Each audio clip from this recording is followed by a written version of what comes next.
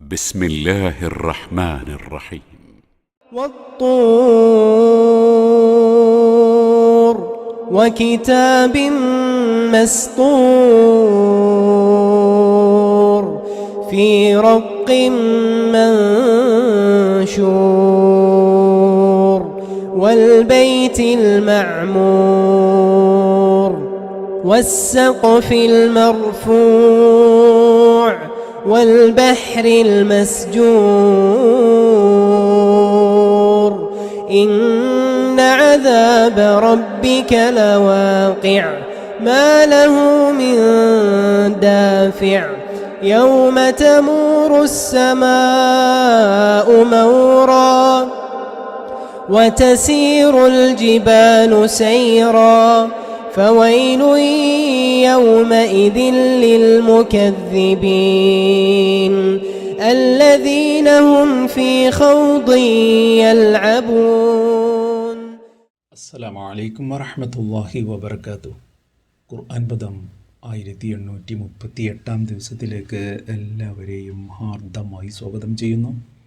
വിശുദ്ധ ഖുർആനിലെ 52-ാമത്തെ അധ്യായമായ സൂറത്തുൽ തൂറിലെ 1 മുതൽ 12 വരെയുള്ള ആയത്തുകളാണ് ഇന്ന് പഠനവിധേയമാക്കുന്നത്. ക്ലാസ് ആരംഭിക്കുന്നതിനായി ആദരണീയനായ ഡോക്ടർ AI വിലായത്തുള്ള സാഹിബിനെ ക്ഷണിക്കുന്നു.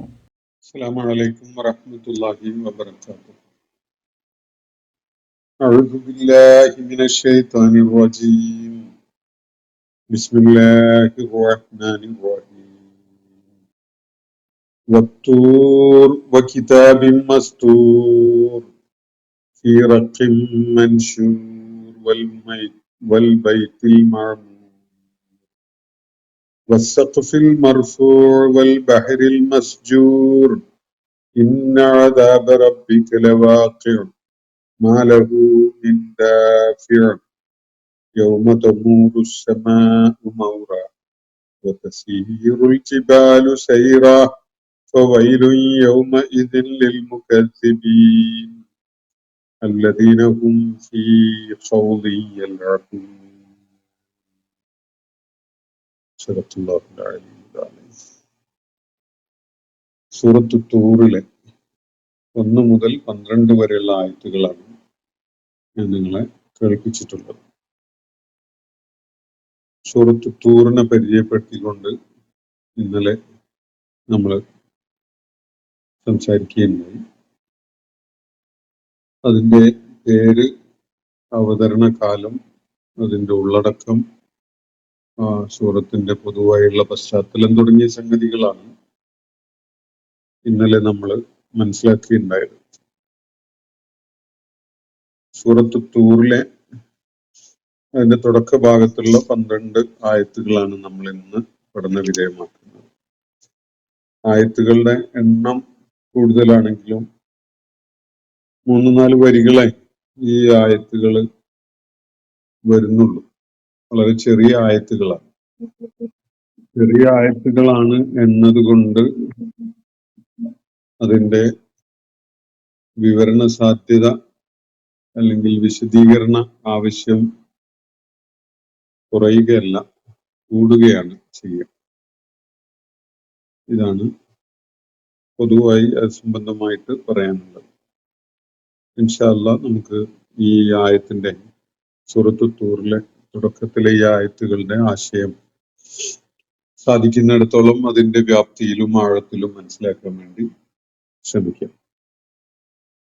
വത്തൂർ വകിതാബിൻ മസ്തൂർ ഫീ റഖിൻ മൻശൂർ വൽ ബൈത്തിൽ മഅമൂർ വസ്സഖ്ഫിൽ മർഫൂർ വൽ ബഹ്രിൽ മസ്ജൂർ. 6 ആയത്തുകളിലായിട്ട് ചില കാര്യങ്ങളെ അള്ളാഹു എടുത്തു പറയുകയാണ് പ്രത്യേകമായിട്ട്. ഒന്ന് തൂർ, രണ്ടാമത്തത് കിതാബും മസ്തൂരിൻ ഫീ റഖിൻ മൻശൂർ. അത് 2 ആയത്തുകളും ചേർന്ന് ഒരു കാര്യത്തെക്കുറിച്ചാണ് പറയുന്നത്. അപ്പോ വൽ ബൈത്തിൽ മഅമൂർ, അത് 3-ാമത്തെ കാര്യമാണ്. വസ്സഖ്ഫിൽ മർഫൂർ, 4-ാമത്തെ ഒരു കാര്യം. വൽ ബഹ്രിൽ മസ്ജൂർ, അത് 5-ാമത്തെ കാര്യം. 5 പ്രതിഭാസങ്ങളെ 6 ആയത്തുകളിലായിട്ട് പരാമർശിക്കുകയാണ്. അള്ളാഹുവിടെ ഈ 5 കാര്യങ്ങളെ മുൻനിർത്തിക്കൊണ്ട് 6-ാമത്തെ ആയത്തിൽ അള്ളാഹു ഒരു പ്രസ്താവന നടത്തുന്നുണ്ട്. അതാണ് 6-ാമത്തെ അല്ല 7-ാമത്തെ ആയത്തിൽ ഒരു പ്രസ്താവന നടത്തുന്നുണ്ട്. ഇന്ന അദാബ റബ്ബിക ലവാഖിഅ എന്നാണ് അവിടെ പറയുന്നത്. ഇന്ന അദാബ റബ്ബിക ലവാഖിഅ എന്ന കാര്യത്തെ സ്റ്റേറ്റ് ചെയ്ത് ഒരു പ്രസ്താവന രൂപത്തിൽ അസേർട്ട് ചെയ്ത് പറയാൻ വേണ്ടിയാണ് ഈ 5 കാര്യങ്ങളെ അള്ളാഹു പിൻ പോയിന്റ് ചെയ്ത് പരാമർശിച്ചുകൊണ്ട് ഒരു ശപഥ രൂപത്തിൽ, ഒരു ഖസം രൂപത്തിൽ, ഒരു ആണയിട്ട് സത്യം ചെയ്ത് പറയുന്ന രൂപത്തിൽ ഇവിടെ പറയുന്നത്. വളരെ സുപ്രധാനമായ ഒരു കാര്യം, വിശേഷിച്ച് മക്കയിലെ നബി സല്ലല്ലാഹു അലൈഹി വസല്ലം ആ നുബുവത്തിന്റെ ആദ്യഘട്ടത്തിൽ അഭിസംബോധന ചെയ്തുകൊണ്ടിരുന്ന ആളുകളുടെ പ്രതികരണവുമായി ബന്ധപ്പെട്ടുകൊണ്ട് അവർ നിഷേധിച്ചു കൊണ്ടിരുന്ന ചില കാര്യങ്ങളെ മുൻനിർത്തിക്കൊണ്ടാണ് അള്ളാഹു ഈ പ്രസ്താവന ഇവിടെ നടത്തുന്നത്. ആ പ്രസ്താവന നടത്തുന്നതിന് അള്ളാഹു 5 കാര്യങ്ങളെ സാക്ഷ്യപ്പെടുത്തുകയാണ്. 5 കാര്യങ്ങളെ സാക്ഷ്യപ്പെടുത്തിക്കൊണ്ട് അവയാണ് അവർക്ക് ഈ പറയാൻ പോകുന്ന, നടത്താൻ പോകുന്ന പ്രസ്താവന ബോധ്യപ്പെടുന്നതിന് ഏറ്റവും ഏറെ പ്രയോജനം ചെയ്യുന്ന കാര്യങ്ങൾ എന്ന നിലക്ക് 5 സംഗതികളെ മുൻനിർത്തിക്കൊണ്ട് അള്ളാഹു വളരെ സുപ്രധാനമായ ഒരു പ്രസ്താവന നടത്തുകയാണ് ഇവിടെ. ആ പ്രസ്താവന മക്കയിലെ അഭിസംബോധിത സമൂഹത്തിന്റെ നിലപാടുകളും പ്രതികരണങ്ങളും ഒക്കെയായി ബന്ധമുള്ള ഒരു കാര്യമാണ്.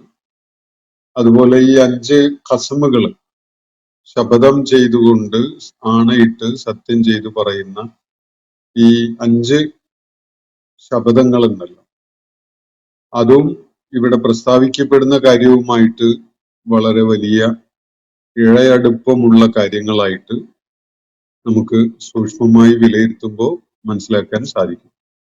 ഞാൻ ഈ ആയത്തുകളുടെ ആശയതലത്തിലേക്ക് കടക്കാം.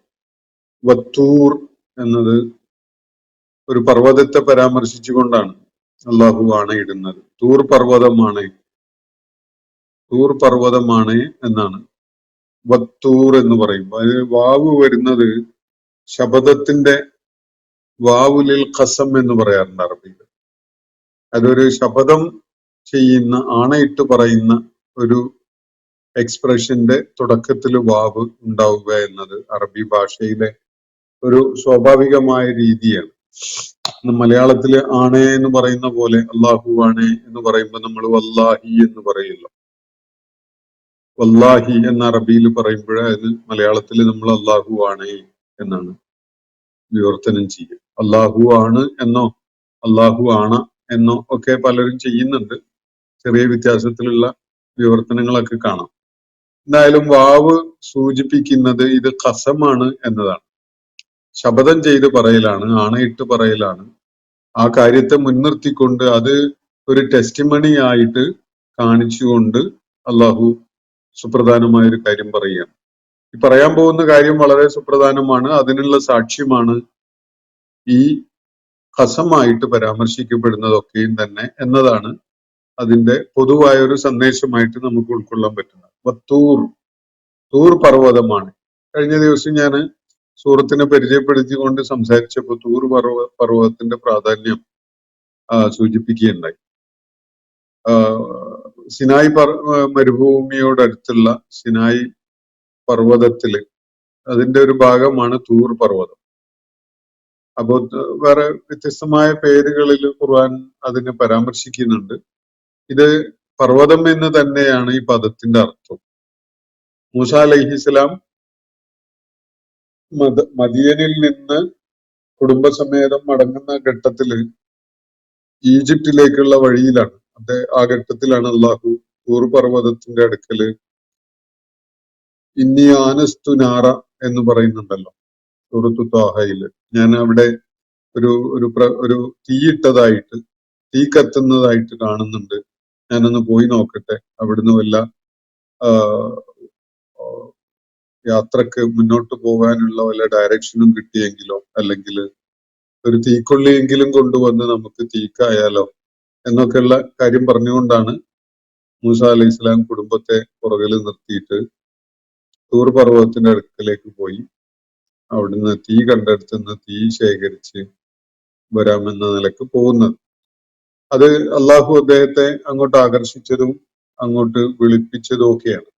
അതാണ് ആദ്യമായി അദ്ദേഹം മൂസ അലൈഹിസ്സലാം അള്ളാഹുവിന്റെ ദൂതനായി നിശ്ചയിക്കപ്പെട്ടുകൊണ്ടുള്ള അറിയിപ്പ് ലഭിക്കുന്ന ആദ്യത്തെ സന്ദർഭമാണത്.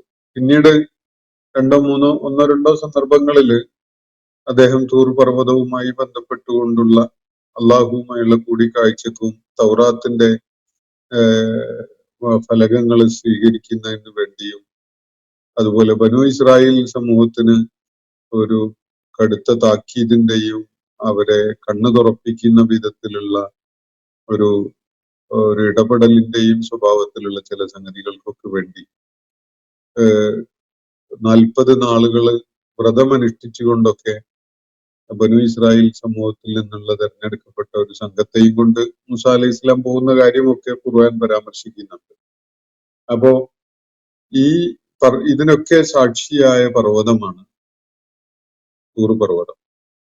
അത് ഒരു അടയാളപ്പെടുത്തലാണ്. അള്ളാഹുവിന്റെ ഷിയാറുകളില് നമുക്കതിനെ കാണാം. ഷായിരില്ല എന്ന് പറയുന്നുണ്ടല്ലോ. അള്ളാഹുവിന്റെ ചിഹ്നങ്ങൾ, അടയാളങ്ങൾ ചരിത്രപരമായ കാരണങ്ങളാൽ അള്ളാഹുവിന്റെ സാന്നിധ്യത്തെയും അള്ളാഹുവിന്റെ ഖുദ്റത്തിനെയും ഒക്കെ ബോധ്യപ്പെടാൻ മനുഷ്യ സമൂഹത്തിലെ പലർക്കും അവസരം ഉണ്ടായ സംഭവ വികാസങ്ങൾ നടന്ന ഇടങ്ങളാണ്, അല്ലെങ്കിൽ അതിന് ഉള്ള അടയാളപ്പെടുത്തലുകളായിട്ടുള്ള സ്ഥലങ്ങളാണ് അള്ളാഹുവിന്റെ ഷാഇറുകൾ എന്ന് ഖുർആൻ പരാമർശിക്കുന്നതാണ്. അള്ളാഹുവിന്റെ ഷാഇറുകളെ മാനിക്കുകയും ആദരിക്കുകയും ചെയ്യല് മിൻ തഖ്വൽ ഖുലൂബ് എന്നും ഖുർആൻ പറയുന്നതാണ്. അതുകൊണ്ടാണ് സഫയും മർവയും ഒക്കെ അള്ളാഹുവിന്റെ ഷാഇറിൽ പെടുന്നതായി മാറിയത്. അതുപോലെ ബലിയെറുക്കാനുള്ള കഴുത്തിൽ അടയാളം വിടുന്ന ബലിമൃഗങ്ങൾ, ആട്, ഒട്ടകം പോലെയുള്ളതൊക്കെ അതൊക്കെ അള്ളാഹുവിന്റെ ഷായറായിട്ട്. അതുപോലെ അഷ്ഹുറുൽ ഹുറും, നിഷിദ്ധമായ അല്ലെങ്കിൽ പവിത്രമായ മാസങ്ങൾ, യുദ്ധം നിഷിദ്ധമായ 4 മാസങ്ങൾ, ഇതൊക്കെ അള്ളാഹുവിന്റെ ഷായറിൽ പെട്ടതാണ്. നമ്മുടെ കാലഘട്ടത്തിൽ ഒരുപക്ഷെ നബി സല്ലല്ലാഹു അലൈഹി വസല്ലമയുടെ കാലശേഷമാണ് മസ്ജിദുകൾക്കൊക്കെ മിനാരങ്ങൾ അതിന്റെ ആർക്കിടെക്ചറിന്റെ ഭാഗമായിട്ട് വന്നിട്ടുള്ളത്. അപ്പോ മിനാരം, മസ്ജിദ്, ബാങ്കുലികൾ, ഇതൊക്കെ അള്ളാഹുവിന്റെ ഷായറിൽ പെട്ടതായിട്ട് നമുക്ക് പൊതുവായിട്ട് മനസ്സിലാക്കാം. അള്ളാഹുവിനെ ഓർമ്മപ്പെടുത്തുന്ന, അള്ളാഹുവിന്റെ ഖുദ്റത്ത് വെളിപ്പെടുത്തുന്ന, അള്ളാഹുവിന്റെ അത്യത്ഭുതകരമായ ഇടപെടലുകളെ ഓർമ്മിപ്പിക്കുന്ന ഇടങ്ങളും അടയാളങ്ങളും സംഭവങ്ങളും ഒക്കെ നമുക്ക് ഈ വിധത്തില് പരാമർശിക്കപ്പെടുന്ന കാണാൻ കഴിയും. അപ്പോ തൂർ പർവ്വതം എന്നത് ചരിത്രപരമായി ഒരു ഓർമ്മപ്പെടുത്തലാണ്. അത് ഒരു സമൂഹത്തെ, അടുത്ത ലോകം കണ്ട ഏറ്റവും വലിയ മർദ്ദകനായിരുന്ന അക്രമിയായ ഭരണാധികാരിയുടെ കീഴിൽ അയാളെ പിന്തുണച്ചുകൊണ്ട് നിൽക്കുന്ന ഒരു വലിയ സമൂഹത്തിന്റെ അടിച്ചമർത്തലുകൾക്കും ചവിട്ടിത്തേക്കലുകൾക്കും ഒക്കെ വിധേയമായിക്കൊണ്ടിരുന്ന ഒരു സമൂഹത്തിന്റെ ഒരു പ്രവാചകൻ നേതൃത്വം കൊടുത്തുകൊണ്ട് അവരെ ഉയർത്തിക്കൊണ്ടുവന്ന, അവരെ ഉയർത്തെഴുന്നേൽപ്പിച്ച, അവർക്ക് ജീവിതത്തിൽ വലിയ മുന്നേറ്റം ഉണ്ടാക്കാൻ അവസരമുണ്ടാക്കിയ ദൈവിക നടപടികൾ ഉണ്ടായ, അതിന് സാക്ഷ്യം വഹിച്ച ഒരു പർവ്വതമാണ് തൂർ പർവ്വതം. മൂസ അലൈഹിസ്സലാം ബനു ഇസ്രായേൽ സമൂഹത്തിന്റെ വിമോചകനായിട്ട് ഈജിപ്തിൽ തിരികെ എത്തുകയാണ്. 2 ദൗത്യങ്ങളാണുള്ളത്. ഒന്ന്, അക്രമിയായി അവിടെ വാണരുളുന്ന ഫിറഔനും കൂട്ടർക്കും താക്കീത് നൽകുക. അവര് അള്ളാഹുവിന് വിധേയപ്പെടുന്ന നല്ല മനുഷ്യരാവാൻ സന്നദ്ധരാകുന്നുവെങ്കിൽ ആവട്ടെ, ഇല്ലെങ്കിൽ ഏറ്റവും ചുരുങ്ങിയത് ബനു ഇസ്രായേലിനെ അവിടുത്തെ അടിമത്തത്തിൽ നിന്ന് വിമോചിപ്പിച്ചു കൊണ്ടുപോവുക. ഇതാണ് മൂസ അലൈഹി ഇസ്ലാം ഏൽപ്പിക്കപ്പെട്ടിരുന്ന ചുമതലകൾ.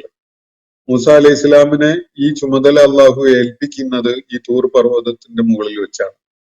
അപ്പൊ ചരിത്രത്തിലെ ഏറ്റവും ശ്രദ്ധേയമായ, ഏറ്റവും നിർണായകമായ, ഏറ്റവും വലിയ ദൈവിക ഇടപെടലുണ്ടായ ഒരു സംഭവം, ആ സംഭവത്തിന്റെ ചുമതല ഏൽപ്പിക്കുന്ന, അതിന്റെ കാര്യങ്ങളെ ഒഫീഷ്യേറ്റ് ചെയ്യുന്ന ഒരു ഇടമായി നമുക്ക് തൂർ പർവ്വതത്തെ കാണാം.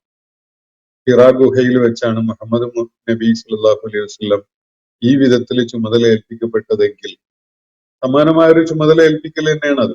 മുഹമ്മദ് നബി സല്ലല്ലാഹു അലൈഹി വസല്ലമയുടെയും അതുപോലെ നബി സല്ലല്ലാഹു അലൈഹി വസല്ലം അത് പറയുന്നത് കാണാം. വലിയ ഭാരങ്ങൾ പേറുന്ന ആളുകളുടെ ഭാരം ഇറക്കി വെക്കുന്നതിന് വേണ്ടി അവരുടെ കാച്ചങ്ങലകളും കൈച്ചങ്ങലകളും ഒക്കെ പൊട്ടിച്ചെറിയുന്നതിന് വേണ്ടി അവരെ വിമോചിതരാക്കുന്നതിന് വേണ്ടി നിയോഗിക്കപ്പെട്ട പ്രവാചകനാണ് മുഹമ്മദ് നബി സല്ലല്ലാഹു അലൈഹി വസല്ലം. കേവലമായ നമ്മുടെ പല ആളുകളും പറഞ്ഞുണ്ടാക്കുന്ന പോലെയുള്ള കേവല അനുഷ്ഠാനങ്ങളുടെ ഒരു മതം പഠിപ്പിക്കാൻ വേണ്ടി വന്ന ആളായിരുന്നില്ല മുഹമ്മദ് നബി സല്ലല്ലാഹു അലൈഹി വസല്ലം. അവരെ എല്ലാ അർത്ഥത്തിലും വിമോചിതരാക്കിയ പ്രവാചകനാണ്. അതിനുവേണ്ട നേതൃത്വം കൊടുത്ത പ്രവാചകനാണ് മുഹമ്മദ് നബി സല്ലല്ലാഹു അലൈഹി വസല്ലം. ചരിത്രത്തിൽ മൂസ അലൈഹിസ്സലാം നിർവഹിച്ചതും സമാനമായ ഒരു ദൗത്യം തന്നെയാണ്.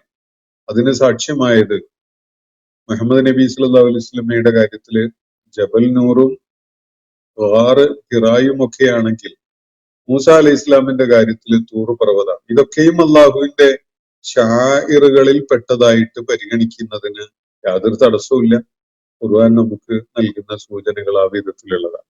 അള്ളാഹു തൂർ പർവ്വതത്തെ സാക്ഷ്യം നിർത്തിക്കൊണ്ട് ഇവിടെ പറയുകയാണ്. ഒരു പ്രധാനപ്പെട്ട കാര്യം പറയുകയാണ് മക്കയിലെ ആളുകളെ കേൾപ്പിക്കാനായിട്ട്. രണ്ടാമത്തത് വകിതാബിൻ മസ്തൂർ. വകിതാബിൻ മസ്തൂർ എന്ന് പറഞ്ഞാല് വകിതാബിൻ മഖ്തൂത്ത് അല്ലെങ്കിൽ വകിതാബിൻ മക്തൂബ് എന്നൊക്കെ അറബിയിൽ തന്നെ പറയാവുന്ന ഒരു പ്രയോഗമാണ്. എഴുതി രേഖപ്പെടുത്തപ്പെട്ട ഗ്രന്ഥമാണ് എന്നാണ് പറയുന്നത്. ഇവിടെ മസ്തൂർ എന്നാണല്ലോ. സത്തറ എന്ന് പറഞ്ഞ കത്തബ എന്നാണ് അർത്ഥം, അല്ലെ ഖത്ത എന്നൊക്കെയാണ് അർത്ഥം. അതായത് ഇൻസ്ക്രൈബ്ഡ് അല്ലെങ്കിൽ എഴുതി കുറിച്ചിട്ട, കുറിമാനം ഉണ്ടാക്കിയിട്ടുള്ള എന്നൊക്കെയാണ് അർത്ഥം. അപ്പോ കിതാബിൻ മസ്തൂർ, എഴുതി രേഖപ്പെടുത്തപ്പെട്ടിട്ടുള്ള പല കാര്യങ്ങളും രേഖപ്പെടുത്തപ്പെട്ടിട്ടുള്ള പുസ്തകം അല്ലെങ്കിൽ ഗ്രന്ഥം, ഒരു രേഖ, ലിഖിത രേഖ എന്ന് പറയാം. അതെവിടെയാണ്? ഫീ റഖിം മൻശൂർ, തുറന്നു വെക്കപ്പെട്ട മൃദുലമായ മൃഗത്തോലിലാണ്. ഈ റഖ് എന്ന് പറഞ്ഞാൽ പാർച്ച്മെന്റ് എന്നാണ് ഇംഗ്ലീഷിൽ പറയാം.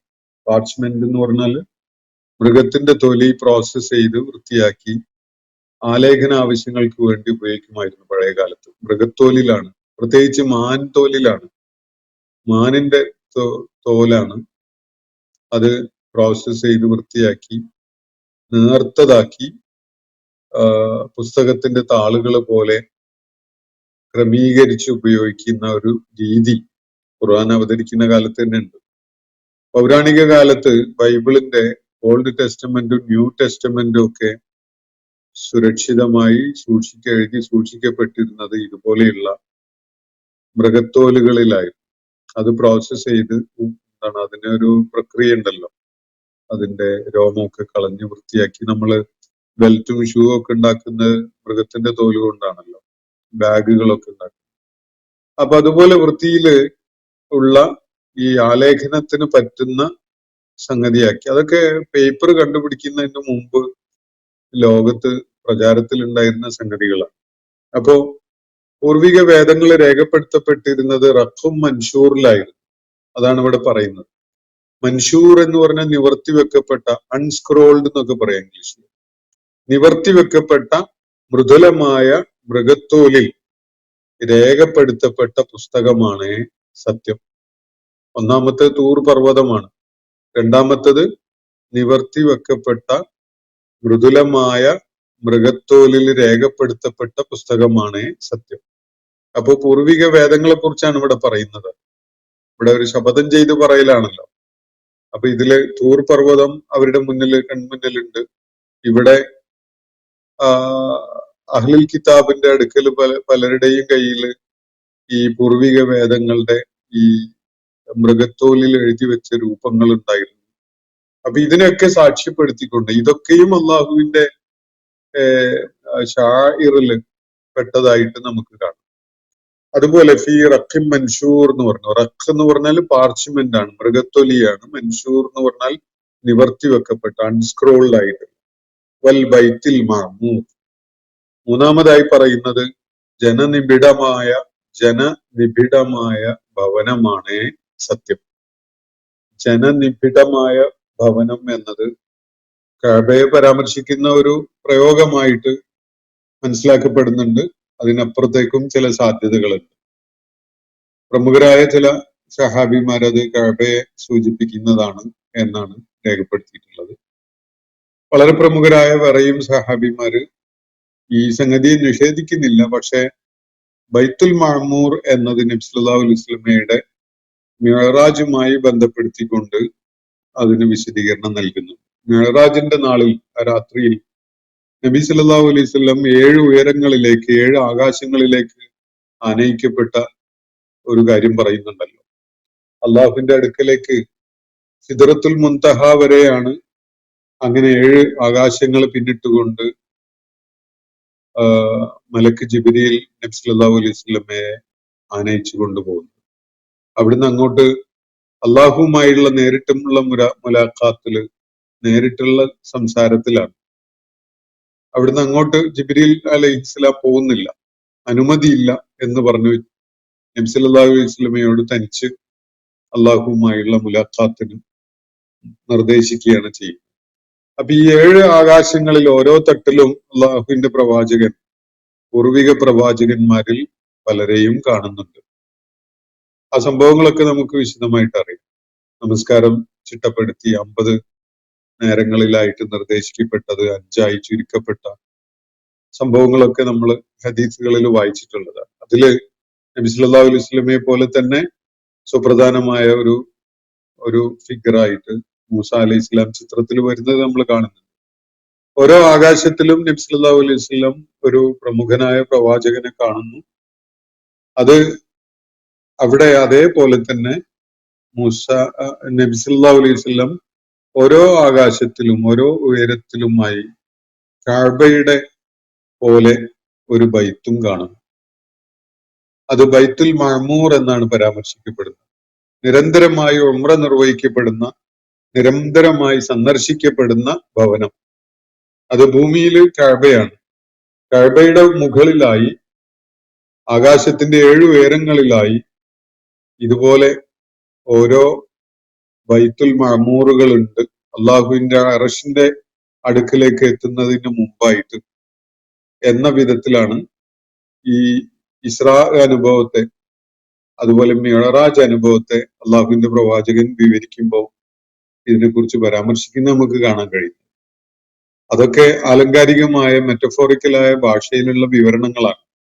നമുക്ക് പരിശോധിക്കാനോ നേരിട്ട് പോയി കാണാനോ ഒന്നും പറ്റുന്ന വിധത്തിലുള്ള പ്രതിഭാസങ്ങളല്ലാത്തത് കൊണ്ട് തന്നെ നമുക്ക് ഉൾക്കൊള്ളാൻ എളുപ്പത്തിൽ സാധിക്കുന്ന വിധത്തിലുള്ള ഒരു വിവരണം, അത്രേ അത് കാണേണ്ടതുള്ളൂ. അത് ശാസ്ത്രീയ പരിശോധനകൾക്ക് വിധേയമാക്കിയിട്ട് അവിടെ ഒരു ബൈത്തുൽ മഅമൂർ ഉണ്ടെങ്കിൽ അത് എവിടെയാണ് പ്ലേസ് ചെയ്യപ്പെട്ടിരിക്കുന്നത്, അതിന്റെ ഗുരുത്വാകർഷണം ഏത് തലത്തിലേക്കാണ് എന്നതൊന്നും നമ്മൾ എക്സ്പ്ലോർ ചെയ്യുന്നതിന് അർത്ഥമില്ല. കാരണം അതൊന്നും അങ്ങനെ ഫിസിക്കൽ വേൾഡുമായി ബന്ധപ്പെട്ടുകൊണ്ടുള്ള വിവരണമല്ല, മെറ്റഫിസിക്കൽ വേൾഡുമായി ബന്ധപ്പെട്ടുകൊണ്ടുള്ള വിവരണമാണ്. അതുകൊണ്ട് തന്നെ അത് ഫിസിക്കൽ വേൾഡിലെ പ്രതിഭാസങ്ങളെ നമുക്ക് മനസ്സിലാക്കുന്ന, എളുപ്പത്തിൽ മനസ്സിലാക്കാൻ പറ്റുന്ന വിധത്തിൽ ഒരു ഭാഷാപരമായ ഒരു ആലങ്കാരികതയുള്ള മെറ്റഫോറിക്കലായ ഭാഷയിൽ അത് പറഞ്ഞു തന്നു എന്നേ ഉള്ളൂ. അത്രേ അത് കാണേണ്ടതുള്ളൂ. അതല്ലാത്ത അതിന്റെ ലിറ്ററൽ സെൻസിൽ അതിനെ സമീപിച്ച് ആകെ ആശയക്കുഴപ്പത്തിൽ ചെന്ന് ചാടേണ്ട കാര്യമൊന്നുമില്ല. അതൊക്കെ വളരെ ബുദ്ധിരഹിതമായ ഒരു സമീപനമായിട്ടേ നമുക്ക് കാണാൻ കഴിയുള്ളൂ. അപ്പോ ബൈത്തുൽ മഅമൂർ 7 ആകാശത്തിലും, അതുപോലെ അതിനുപരിയായിട്ട് അള്ളാഹുവിന്റെ അർശും, അള്ളാഹുവിന്റെ അർശിന്റെ കുർസി എന്ന് പറഞ്ഞ അധികാരമണ്ഡലം അള്ളാഹുവിന്റെ സൃഷ്ടിപ്രപഞ്ചം മുഴുവനായിട്ടുമുള്ള വിധത്തിലുമാണുള്ളത്.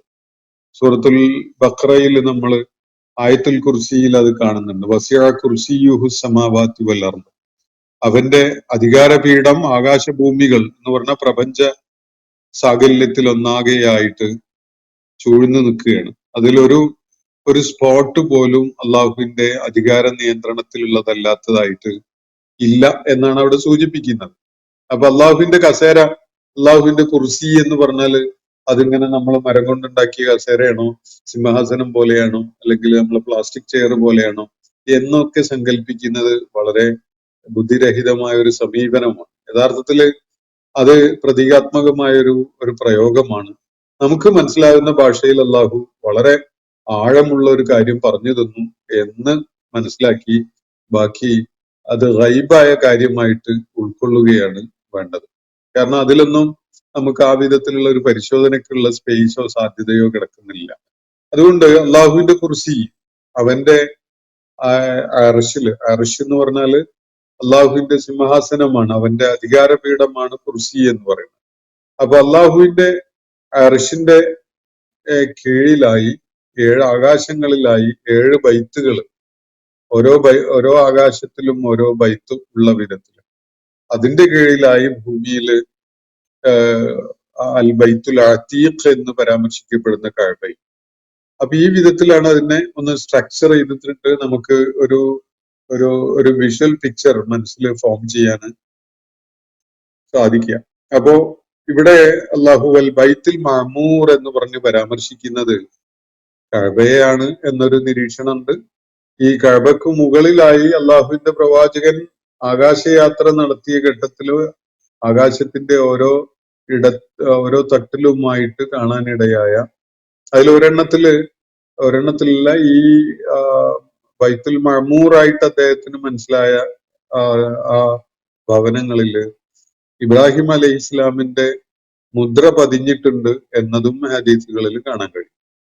അദ്ദേഹം സിംഹാസനത്തില് അള്ളാഹുവിന്റെ ഈ ബൈത്തുൽ മഅമൂറില് ശിരസ് വെച്ചുകൊണ്ട് അള്ളാഹുവിനോട് പ്രാർത്ഥിച്ചതോ മറ്റോ അതിന്റെ ഒരു അടയാളമായിട്ട് ഇതൊക്കെ തന്നെ നമുക്ക് മനസ്സിലാക്കാൻ കഴിയുന്ന ഒരു തലമുണ്ട്.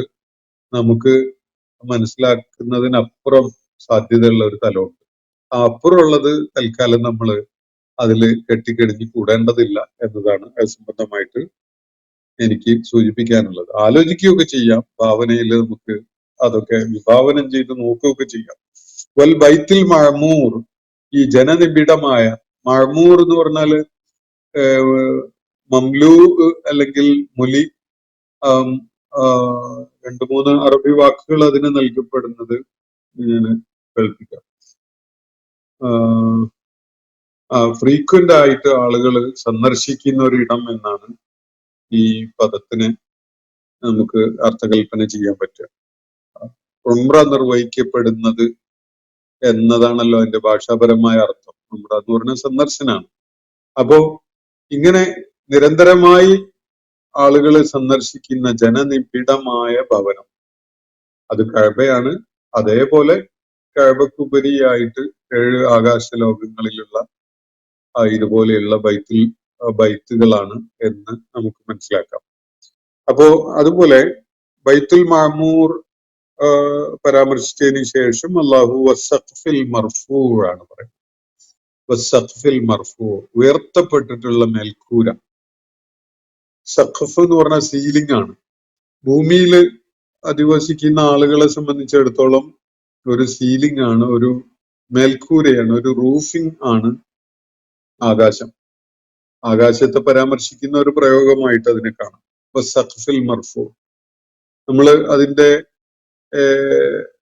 സൃഷ്ടിപ്പിനെ കുറിച്ച്, അത് ആ വിധത്തിൽ സംവിധാനിക്കപ്പെട്ടതിനെ കുറിച്ചൊക്കെ മനസ്സിലാക്കുമ്പോൾ ഒരുപാട് വിസ്മയങ്ങൾ അടങ്ങിയിട്ടുള്ള അള്ളാഹു എന്നൊരു യാഥാർത്ഥ്യത്തെയും അതുപോലെ ഒരു പുനരുത്ഥാനം എന്ന സംഗതിയെയും ഒക്കെ വളരെ അനിവാര്യമായിട്ട് നമുക്ക് ബോധ്യപ്പെടുന്ന വിധത്തിലുള്ള അല്ലെങ്കിൽ ബോധ്യപ്പെടുത്തി തരുന്ന പല പ്രതിഭാസങ്ങളുമാണ് ഇതൊക്കെയും തന്നെ. തൂർ അവർക്ക് കാണാവുന്നതാണ്, കിതാബും മസ്തൂർ അവർക്ക് പലരുടെയും അടുക്കൽ ചെന്ന് പരിശോധിച്ചാൽ കാണാൻ കഴിയും. അതുപോലെ ബൈത്തുൽ മഅമൂർ, ഭൂമിയിലുള്ള ബൈത്തുൽ മഅമൂർ കഅബയായതുകൊണ്ട് അതും അവർക്ക് സുപരിചിതമായതാണ്. അവര് പുറത്തിറങ്ങി മേലോട്ട് നോക്കിയാൽ കാണുന്നതാണ് ഈ സഖ്ഫുൽ മർഫൂ, ഉയർത്തപ്പെട്ട് നിൽക്കുന്ന ഈ ആകാശം. നമ്മുടെ കാഴ്ചക്ക് അതിരിടുന്ന ഒരു പ്രതിഭാസമാണല്ലോ ആകാശം എന്ന് പറയുന്നത്. അത് ഉയർന്ന വിധാനത്തിലാണുള്ളത്, തൂണുകളൊന്നുമില്ലാതെ അള്ളാഹു അതിനെ സംവിധാനിച്ചിരിക്കുകയാണ്. അപ്പൊ അത് നമ്മൾ കാണുന്ന പോലെ ഒരു കോൺക്രീറ്റ് റൂഫിംഗ് ഒന്നും അല്ല എന്നുള്ളത് നമുക്ക് ഇപ്പോൾ തന്നെ മനസ്സിലാക്കാൻ പറ്റുന്ന ഒരു സംഗതിയാണ്. പക്ഷെ അവിടെ ഉണ്ടല്ലോ, നമ്മുടെ കാഴ്ചക്ക് അതിരിടുന്ന വിധത്തില് ഇത് അനന്തമായ ഒരു വിഹായസായിട്ടല്ല കിടക്കുന്നത്. അപ്പോ അത് വളരെ ഓപ്പൺ ആയിട്ട് അങ്ങ് പിന്നീട് അങ്ങോട്ട് ഒരു അതിരിടുന്ന ഒന്നുമില്ലാത്ത വിധത്തിലല്ല മേലോട്ട് നോക്കിയാൽ നമ്മൾ കാണുന്നത്. അപ്പോ അത് ഉയർത്തപ്പെട്ട നമ്മുടെ കാഴ്ചക്ക് അതിരിടുന്ന ഒരു റൂഫിംഗ് പോലെ, ഒരു സീലിംഗ് സംവിധാനം പോലെ നമുക്ക് മേലോട്ട് നോക്കിയാൽ കാണാൻ പറ്റുന്നുണ്ട്. അതാണ് അള്ളാഹു ഒരു വലിയ പ്രതിഭാസമായിട്ട്. അതില് ഒത്തിരി കാര്യങ്ങൾ നമ്മൾ ആഴത്തിൽ അതിനെ എക്സ്പ്ലോർ ചെയ്ത് പോയാൽ ഒരുപാട് കാര്യങ്ങൾ അതുമായി ബന്ധപ്പെട്ടുകൊണ്ട് എങ്ങനെയാണ് അത് അള്ളാഹുവിന്റെ ഏകത്വത്തെ ബോധ്യപ്പെടുത്തി തരുന്നത്, അതുപോലെ ഉയർത്തെഴുന്നേൽപ്പ് എന്നത് ഒരു യാഥാർത്ഥ്യമാണ് എന്നത് ബോധ്യപ്പെടുത്തി തരുന്നത് എന്നതൊക്കെ നമുക്ക് വേറെ പല സൂറത്തുകളുടെയും പശ്ചാത്തലത്തിൽ നമ്മൾ ഈ പഠന വിധേയമാക്കിയ അല്ലെങ്കിൽ പരിഗണനയിൽ കൊണ്ടുവന്നിട്ടുള്ള കാര്യങ്ങൾ തന്നെയാണത്. സഖ്ഫിൽ മർഫൂ, ഉയർത്തപ്പെട്ടിട്ടുള്ള മേൽക്കൂരയാണ് സത്യം. വൽ ബഹരിൽ മസ്ജൂർ, പിന്നെ പറയുന്നത് സമുദ്രത്തെ കുറിച്ചാണ്. സമുദ്രത്തിന്റെ ഒരു പ്രത്യേകമായ കാര്യത്തെ പരാമർശിച്ചുകൊണ്ടാണ്. മസ്ജൂർ ആണ് ഇവിടെ ഉപയോഗിച്ചിരിക്കുന്ന വാക്ക്. മസ്ജൂർ എന്ന് പറഞ്ഞാൽ ആളിക്കത്തിക്കപ്പെട്ട എന്നാണ് ഒരർത്ഥം. അൽ മൗഖിദ്, അൽ മൗഖിദ് എന്നുള്ള, അതുപോലെ അൽ മുഷ്തഅൽ, അതുപോലെ അൽ മുഹമ്മ എന്നൊക്കെ നല്ല ചുട്ടുപൊള്ളുന്ന, ആളിക്കത്തിക്കപ്പെട്ടിട്ടുള്ള, തീ ആളുന്ന, അതുപോലെയുള്ള ഒരർത്ഥം അൽ മംലൂ, അൽ മുംതലി എന്നൊക്കെയാണ്. നിറഞ്ഞു കവിഞ്ഞ എന്നൊക്കെ ഉള്ള അർത്ഥം. ഇതില് ഈ തീ കത്തിക്കപ്പെട്ടിട്ടുള്ള അല്ലെങ്കിൽ തീജ്വാലകൾ ഉയരുന്ന എന്നൊക്കെ വിധത്തിൽ പരാമർശിക്കപ്പെട്ടത് വേറെയും പരാമർശങ്ങള് അന്ത്യനാളിന്റെ ലക്ഷണങ്ങളിൽ പെട്ടതായിട്ട് സൂചിപ്പിക്കപ്പെടുന്നുണ്ട്. ഖുർആനിൽ തന്നെ വേറെ സൂറത്തുകളിൽ അതിനെക്കുറിച്ചുള്ള പരാമർശങ്ങൾ കാണാം. അത് ഒന്ന് സൂറത്ത് തക്വീറില് വൈദൽ ബിഹാറു സുജിറത്ത് എന്ന് പറയുന്നത് കാണാം. ഇതേ പദം തന്നെയാണ്, ഈ പദത്തിന്റെ വേറെ രൂപമാണ് സുജിറത്ത് എന്ന്. അവിടെ സമുദ്രം ജ്വാലകളാൽ നിറയ്ക്കപ്പെട്ടു കഴിഞ്ഞാൽ എന്നൊക്കെയാണ് അവിടെ. അപ്പോ സമുദ്രത്തിലെ വെള്ളം ഭൂമിയിലേക്ക് ആണ്ടുപോവുകയും ആ സ്പേസിൽ, ആ ഇടത്ത് തീജ്വാലകൾ നിറയുകയും ചെയ്യുന്ന ഒരു നാളാണ് അന്ത്യനാള് എന്നതാണ് അവിടെ സൂചിപ്പിക്കപ്പെടുന്നത്. അതുപോലെ സൂറത്തുൽ ഇൻഫിതാറില് വൈദൽ ബിഹാറു ഫുജിറത്ത് എന്ന് കാണാൻ കഴിയും. ഭൂമി, സമുദ്രം അതിന്റെ ഇടം ഇരച്ചു കയറുന്നതായി മാറിയാൽ എന്നാണ് അത്. എന്ന് പറഞ്ഞാൽ സമുദ്രം വളരെ പ്രക്ഷുബ്ധമാവുന്ന ഒരു കാര്യമാണ് അവിടെ സൂചിപ്പിക്കുന്നത്. അപ്പോ ഇവിടെ ഈ മസ്ജൂർ എന്നത് അവർക്ക് കാണാൻ കഴിയുന്ന, അവരുടെ കൺമുന്നിൽ വേണമെങ്കിൽ അനുഭവിക്കാൻ കഴിയുന്ന ഒരു സംഗതിയായിട്ട് പരാമർശിക്കപ്പെടുന്നതായതുകൊണ്ട് അന്ത്യനാളിലെ സമുദ്രത്തിന്റെ അവസ്ഥയെ അല്ല, മറിച്ച് അതല്ലാത്ത സന്ദർഭത്തിൽ തന്നെ സമുദ്രം എന്ന അതിഗംഭീരമായ പ്രതിഭാസം ഉണ്ടല്ലോ, പ്രക്ഷുബ്ധമാകുമ്പോൾ പ്രത്യേകിച്ചും തിരമാലകള് അലച്ചുകൊണ്ടിരിക്കുന്ന കാഴ്ചകൾ, സമുദ്രം നമുക്ക് നൽകിക്കൊണ്ടിരിക്കുന്ന അത്തരം ദൃശ്യങ്ങൾ, അതിനെ പരാമർശിക്കുന്ന, അത് അതിവിസ്മയകരമായ ഒരു പ്രതിഭാസമാണ്. അത് മഴക്ക് കാരണമാകുന്നതും, അതുപോലെ യാത്രക്കുള്ള സംവിധാനം ഒരുക്കുന്നതും, യാത്ര അപകടകരമാകുന്നതും ഒക്കെ ആയിട്ട് ബന്ധപ്പെട്ടുകൊണ്ട് ഖുർആൻ ഒരുപാട് വട്ടം ഈ സമുദ്രത്തിന്റെ വിവിധ പ്രകൃതങ്ങളെ പരാമർശിച്ചുകൊണ്ടൊക്കെ പറയുന്നുണ്ട്. അള്ളാഹു എന്ന ഒരു നിയന്ത്രകൻ പ്രപഞ്ചത്തിനുണ്ട് എന്നത് ബോധ്യപ്പെടുത്തി തരുന്ന ഒട്ടനേകം കാര്യങ്ങളുടെ കൂട്ടത്തിൽ പ്രത്യേകം എടുത്തു പറയാവുന്ന ഒരു സംഗതിയായിട്ട് ഈ ആർത്തിരമ്പുന്ന പ്രക്ഷുബ്ധമായ സമുദ്രത്തെ നമുക്ക് കാണാൻ കഴിയും. വൽ ബഹരിൽ മസ്ജൂർ, അങ്ങനെ ഈ വിധത്തിൽ പ്രക്ഷുബ്ധമായ തിരമാലകൾ ആർത്തിരമ്പുന്ന വിധത്തിലുള്ള സമുദ്രം. മസ്ജൂർ എന്നത് ആളിക്കത്തിക്കപ്പെട്ട സമുദ്രം എന്ന നിലക്കും മനസ്സിലാക്കാൻ സാധ്യതയുണ്ട്. പക്ഷെ ഈ സന്ദർഭത്തിൽ ഈ ഇവിടെയുള്ള കസമുകളുടെ കൂട്ടത്തില് അത് ആർത്തിരമ്പുന്നത്, പ്രക്ഷുബ്ധമായത് എന്നൊക്കെ മനസ്സിലാക്കുന്നതിനാണ് കൂടുതൽ സാധ്യതയുള്ളത്. ഭാഷാപരമായിട്ട് അതിന് തടസ്സമൊന്നുമില്ല. ഇന്ന അഴതാബ റബ്ബിക്കല വാക്യം, ഈ 5 സംഗതികളെ മുൻനിർത്തി ആണയിട്ടുകൊണ്ട് അള്ളാഹു പറയുന്നത് ഒരു സംശയവും വേണ്ട, നിശ്ചയമായിട്ടും നിന്റെ റബ്ബിന്റെ ശിക്ഷയുണ്ടല്ലോ, അത് സംഭവിക്കുക തന്നെ ചെയ്യുമെന്നാണ്. ഇന്ന അഴതാബ റബ്ബിക്ക ലവാക്യം, സംശയം ഏതും വേണ്ട, നിന്റെ റബ്ബിന്റെ ശിക്ഷ സംഭവിക്കുക തന്നെ ചെയ്യും. അന്ത്യനാളിനെ കുറിച്ചാണ് ഇവിടെ പറയുന്നത്. ഇവിടെ അഭിസംബോധിതര് നിഷേധികളാണ്. അതുകൊണ്ട് തന്നെ അവർക്ക് പ്രതിഫലത്തിന്റെ നാള് അല്ലെങ്കിൽ പ്രതിഫലം സംഭവിക്കുക എന്നത്, നൽകപ്പെടുക എന്നത് പരാമർശിക്കുന്നതിനേക്കാൾ സാങ്കത്യവും സാധ്യതയും ഉള്ളത് ശിക്ഷയെക്കുറിച്ച് പറയുന്നതാണ്. കാരണം അവര് നിഷേധികളാണ് എന്നതുകൊണ്ട് അതിന്റെ ആ ഒരു അവസ്ഥയിൽ അവർക്ക് നൽകുന്ന താക്കീതാണല്ലോ ഇത്.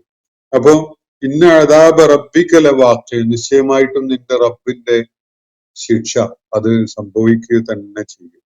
മാ ലഹു മിൻ ദാഫിയ, അതിനെ തടഞ്ഞു നിർത്താൻ കഴിയുന്നവരായിട്ട് ആരുമില്ല. യൗമ തമൂറു സമാഉ മൗറ. എന്നിട്ട് അള്ളാഹു പറയുന്നത്, ആകാശം ഭീകരമായി കുലുങ്ങുന്ന, പ്രക്ഷുബ്ധമാവുന്ന, ആകാശം അങ്ങനെ അതിശക്തമായ വിധത്തില് പിടിച്ചു കുലുക്കപ്പെടുന്ന ഒരു നാളാണല്ലോ.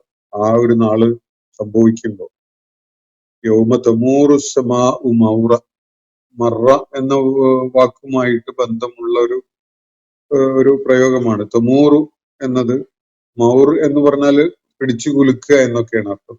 ഇത് ജൽസല ഒക്കെ പോലെയുള്ള ഒരു പ്രയോഗം. അപ്പോ വതസീറുൽ ജിബാലു സൈറ, പർവ്വതങ്ങള് പിടുത്തം വിട്ട് അങ്ങനെ പാറിക്കൊണ്ടിരിക്കുന്ന ഒരവസ്ഥയും ആവുന്ന ആ നാളിൽ പർവ്വതങ്ങൾ അങ്ങനെ പാറിക്കൊണ്ടിരിക്കും, പാറിപ്പറന്ന് മേഘങ്ങള് പോലെ അങ്ങനെ നീങ്ങിക്കൊണ്ടിരിക്കും എന്ന് ഖുർആൻ സൂചിപ്പിക്കുന്നുണ്ട്. വേറൊരിടത്ത് ഞാൻ പരാമർശിച്ചിട്ടുണ്ട് അത്. അപ്പോ വതറൽ ജിബാല തഹ്സബുഹും ജാമിദ വഹിയ തമുറു മറ സഹാബ് എന്നാണ് ഖുർആൻ പരാമർശിക്കുന്നത് അത് സംബന്ധമായിട്ട്. ഇപ്പൊ പർവ്വതങ്ങളെ നിനക്ക് കാണാം, അത് ഉറച്ചു നിൽക്കുന്ന ഒരു സോളിഡ് എൻറ്റിറ്റി ആണെന്ന് നീ സങ്കല്പിക്കും. പക്ഷെ അത് മേഘങ്ങളെ പോലെ സഞ്ചരിക്കുകയാണ്. അതിന് രണ്ട് അർത്ഥസാധ്യതകളൊക്കെ ഉണ്ട്. പക്ഷെ ഇവിടെ അന്ത്യനാളിനോടനുബന്ധിച്ച് പർവ്വതങ്ങള് അതിന്റെ ഭൂമിയിലുള്ള അതിന്റെ വേരറ്റുപോയി, അതിന്റെ ഗുരുത്വാകർഷണ ബലം ഭൂമിയിലേക്ക് അതിനെ പിടിച്ചു നിർത്തുന്ന ഫോഴ്സ് ഇല്ലാതെയായി അതങ്ങനെ പാറി നടക്കുന്ന ഒരവസ്ഥ സംജാതമാകും എന്നാണ് ഖുർആൻ നൽകുന്ന സൂചന. എന്തായാലും അതുവരെ ഖിയാമത്ത് നാള് സംഭവിക്കുന്നത് വരെ ഭൂമിയുടെ കേന്ദ്രത്തിലേക്ക് എല്ലാറ്റിനെയും കൂട്ടിപ്പിടിച്ച് നിർത്തുന്ന ഒരു ഫോഴ്സ് ഇവിടെ ഉണ്ട്, ഗ്രാവിറ്റേഷൻ ഫോഴ്സ് ഉണ്ട് എന്നത് ഖുർആൻ സൂചിപ്പിക്കുന്നുണ്ട്. അതുകൊണ്ടാണ് ബിഅന്ന റബ്ബക ഔഹാലഹ എന്ന് പറഞ്ഞുകൊണ്ട് സൂറത്തു സൽസലയിൽ അല്ലാഹു ഇദാ സുൽസിലത്തിൽ അർളു സിൽസാലഹ വഅഖ്റജത്തിൽ അർളു അത്ഖാലഹ, ഭൂമി അത് അതികഠിനമായി വിറപ്പിക്കപ്പെടുകയും അതിന്റെ ഭാരങ്ങളൊക്കെ പുറത്തേക്ക് എടുത്തെറിയുകയും ചെയ്യുന്ന ഒരു സന്ദർഭത്തെ കുറിച്ചാണ് അള്ളാഹു പറയുന്നത്. എന്തുകൊണ്ടാണ് അത് ഉണ്ടാവുന്നത്? ബിഅന്ന റബ്ബക ഔഹാലഹ, നിന്റെ റബ്ബ് അതിന് അങ്ങനെ ഒരു ദിവ്യബോധനം അല്ലെങ്കിൽ കൽപ്പന നൽകിയത് കൊണ്ടാണ് എന്നാണ് അവിടെ പറയുന്നത്. അപ്പൊ അതുവരെയുള്ള കൽപ്പന എന്താണ്? അങ്ങനെയൊന്നും എടുത്തെറിയണ്ട എന്നുള്ള കൽപ്പനയാണ്. എന്ന് പറഞ്ഞാൽ എല്ലാറ്റിനെയും ഭൂമിയുടെ കേന്ദ്രത്തിലേക്ക് കൂട്ടിപ്പിടിച്ച് നിർത്താനുള്ള കൽപ്പനയാണ് നിലവിലുള്ളത്. ആ കൽപ്പന അവസാനിപ്പിച്ച് അത് പിൻവലിച്ച് അള്ളാഹു എല്ലാറ്റിനെയും പുറത്തേക്ക് എടുത്തെറിയാൻ ഭൂമിക്ക് കൽപ്പന നൽകുമെന്നാണല്ലോ അവിടെ സൂചിപ്പിക്കുന്നത്. അപ്പൊ അന്ത്യനാൾ വരെ ഭൂമിയിലെ ഭാരങ്ങളെ, പർവ്വതങ്ങൾ ഉൾപ്പെടെയുള്ള ഭൂമിയുടെ ഉപരിതലത്തിലുള്ള സകല ഭാരങ്ങളെയും അതിന്റെ കേന്ദ്രത്തിലേക്ക് പിടിച്ചു നിർത്തുന്ന ഒരു ഗുരുത്വാകർഷണ ബലം, ഒരു ഗ്രാവിറ്റേഷൻ ഫോഴ്സ് ഇവിടെ പ്രവർത്തനക്ഷമമാണ് എന്നൊരു സൂചന ഖുർആൻ നൽകുന്നുണ്ട്. അപ്പോ പർവ്വതങ്ങള് പാറിപ്പറക്കുന്ന ഒരു സന്ദർഭം. വൈലുൽ യൗമ ഇദിൻ ലിൽ മുകദ്ദിബീൻ, അന്ന് നിഷേധികളായ ആളുകൾക്കൊക്കെ നാശമാണുള്ളത്. നിഷേധികളായ, കള്ളം പറയുന്ന, സത്യത്തെ നിഷേധിക്കുന്ന ആളുകൾക്ക്. അല്ലദീനഹും ഫീ ഖൗലിൻ യൽഅബൂൻ, അവര് അവരുടെ അർത്ഥരഹിതമായ വ്യർത്ഥമായ വിതർക്കങ്ങളിൽ അങ്ങനെ വ്യാപരിക്കുന്നവരാണ്. എന്ന് പറഞ്ഞാൽ അടിസ്ഥാനരഹിതമായ, ബുദ്ധിശൂന്യമായ, യുക്തിരഹിതമായ കാര്യങ്ങളിൽ തർക്കത്തിൽ ഏർപ്പെട്ടുകൊണ്ട് അങ്ങനെ വിഹരിക്കുകയാണ് അവര് ഈ ഭൗതിക ലോകത്ത്. അങ്ങനെയുള്ള കള്ളം പറയുന്ന ആളുകൾ, നിഷേധികളായ ആളുകൾ, അവർക്ക് വലിയ ദുരന്തമാണ് അന്ന് സംഭവിക്കാൻ പോകുന്നത്. വയിലാണ്, നാശമാണ്. അവർക്ക് ഏറ്റവും ദൗർഭാഗ്യകരമായ അനുഭവം ഏറ്റുവാങ്ങേണ്ടി വരുന്ന ഒരു ദിവസമാണ്. അപ്പൊ വൈലുൽ യൗമ ഈദിൻ, ആ നാള് ഒരു വയലിന്റെ നാളാണ്, നാശം പിടിച്ച നാളാണ്. ആർക്കാണ്? ലിൽ മുകദ്ദിബീൻ, മുകദ്ദിബുകൾക്ക്. മക്കയിൽ അന്ന് നബി സല്ലല്ലാഹു അലൈഹി വസല്ലം അഭിസംബോധന ചെയ്തുകൊണ്ടിരുന്ന ആളുകളിൽ ബഹുഭൂരിപക്ഷവും ഈ മുകദ്ദിബുകളായിട്ടാണ് നിലകൊണ്ടുണ്ടായിരുന്നത്. അവർ പിന്നീട് മാറിയിട്ടുണ്ട്. പക്ഷെ അവർ ആ ഘട്ടത്തില് കാഫിറുകളും മുക്കദ്ദിബുകളും ഒക്കെ ആയിട്ടാണ് ഉണ്ടായിരുന്നത്. അത്തരം മുക്കദ്ദിബുകൾക്ക്, നിഷേധികൾക്ക്, സത്യത്തെ ഗൗനിക്കാത്തവർക്ക്, തള്ളിക്കളയുന്നവർക്ക് വലിയ ദുരന്തവും ദൗർഭാഗ്യവും ഒക്കെ അടങ്ങിയ നാശമാണ് ആ നാളിലുള്ളത്. കാരണം അല്ലദീനഹും ഫീ ഖൗലിൻ യൽഅബൂൻ, അവര് കളിച്ചുല്ലസിച്ചുകൊണ്ടിരിക്കുകയാണ്. എന്തിലാണ്? അവരുടെ വ്യർത്ഥ വർത്തമാനങ്ങളിൽ, വളരെ ഫൂളിഷായ, ഫലശൂന്യമായ, അർത്ഥരഹിതമായ, അടിത്തറയില്ലാത്ത തരം ചർച്ചകളിൽ അങ്ങനെ വിഹരിക്കുകയോ കളിച്ചുല്ലസിക്കുകയോ ചെയ്തുകൊണ്ടിരിക്കുകയാണ് അവർ. ജീവിതത്തിനെ ഗൗരവമായിട്ട് സമീപിക്കുകയോ മനസ്സിലാക്കുകയോ ചെയ്യാനല്ല അവർ കൂട്ടാക്കുന്നത്. എത്ര തന്നെ തെളിവുകൾ നിരത്തിയാലും, എത്ര തന്നെ ദൃഷ്ടാന്തങ്ങൾ കാണിക്കപ്പെട്ടാലും, എത്ര തന്നെ കാര്യങ്ങൾ വ്യക്തമാക്കപ്പെട്ടാലും അവര് ഫീ ഖൗലിൻ യൽഅബൂൻ എന്ന അവസ്ഥയിലാണുള്ളത്. നമ്മുടെ കാലഘട്ടത്തിലും നമ്മുടെ ചുറ്റുപാടും ഒക്കെ ആയിട്ട് എത്രയോ കോടിക്കണക്കിന് ആളുകൾ ഇതേ അവസ്ഥയിൽ ഫീ ഖൗലിൻ യൽഅബൂൻ എന്ന അവസ്ഥയിലാണ് ഉള്ളത് എന്നത് നമുക്ക് കാണാൻ സാധിക്കും. ഞാൻ ഇന്നത്തെ സെഷൻ ഇവിടെ അവസാനിപ്പിക്കുകയാണ്. വാഖിർ ദഅ്വാനാ അനിൽ ഹംദുലില്ലാഹി റബ്ബിൽ ആലമീൻ. അസ്സലാമു അലൈക്കും വറഹ്മത്തുള്ളാഹി വബറകാതുഹു. ഇന്നത്തെ ഖുർആൻ പദം ഇവിടെ സമാപിക്കുന്നു. ഖുർആൻ പഠനത്തിൽ പങ്കെടുത്ത എല്ലാവർക്കും അല്ലാഹു അർഹമായ പ്രതിഫലം നൽകി അനുഗ്രഹിക്കട്ടെ. വആഖിർ ദഅ്വാനാ അനിൽ ഹംദുലില്ലാഹി റബ്ബിൽ ആലമീൻ. അസ്സലാമു അലൈക്കും വറഹ്മത്തുള്ളാഹി വബറകാതുഹു.